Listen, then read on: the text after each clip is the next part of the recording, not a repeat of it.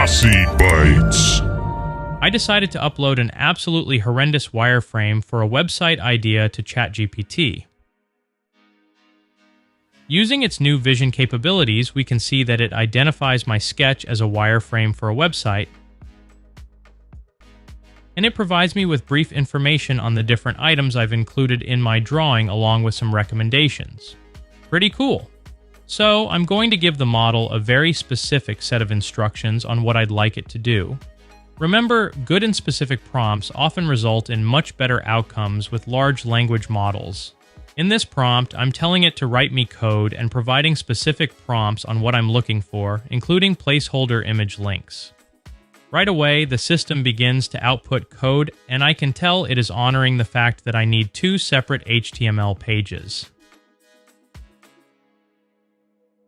It also looks like it is going to store the CSS in an external file, which is great.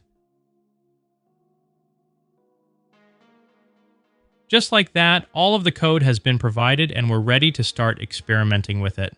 For this part, I'm going to simply create the various files in my code editor and copy and paste the code that ChatGPT provided.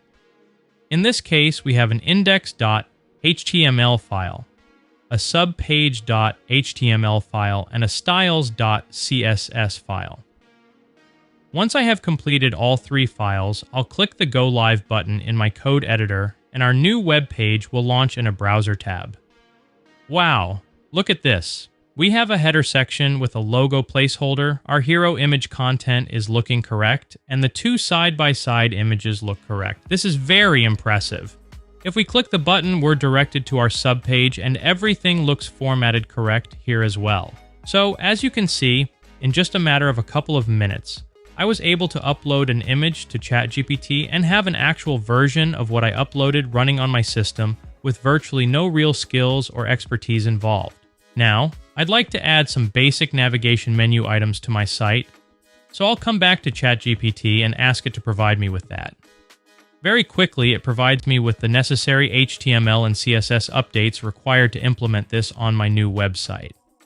Just as I did for the original website, I'm going to simply copy and paste the code provided into my actual files in my code editor. It even tells me where to put the code in my files. If we pop back over to our site, the system has auto-refreshed for us, and we can see that our styled navigation is now showing up on both the subpage and the home page. Since this site is starting to become more like a real site, let's start adding in some actual imagery. To start, we'll use the brand new integration between ChatGPT and DALL-E 3 to generate us some logo ideas.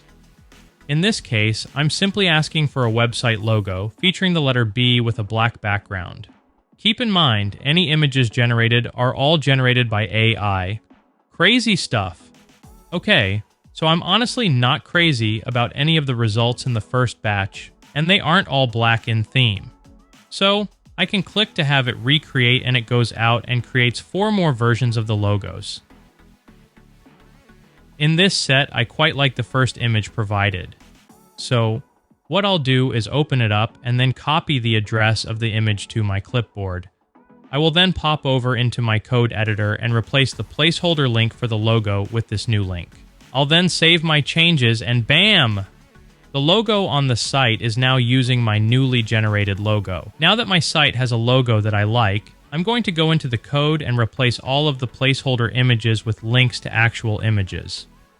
In this case, I'm using random images with specified dimensions from picsome.photos. I will make these changes everywhere I had placeholder links. Once complete, I will see the site refresh and, would you look at that? We have some really nice imagery on our homepage and on our subpage, and it gives our site a more complete feel.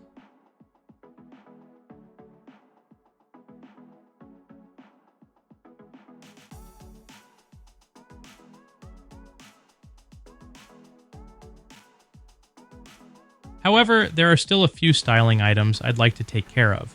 One improvement I'd like to make is to add a gradient background under the text and button overlays on the hero image. Next, I pop over to ChatGPT and ask how to do that, and it immediately gave me the code. So I simply copy the CSS over and refresh the website.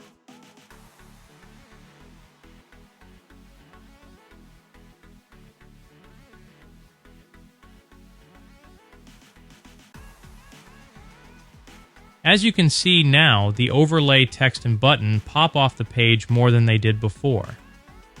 Personally, the corners on the box are a little too rounded for my taste, so I'll just reduce the border radius setting. And finally, I'd like to reduce the overall size of the logo. I simply reduced the size of the logo in my CSS and refreshed the site, and now the logo is a more pleasing size. If you really think about what I just demonstrated, it is quite amazing.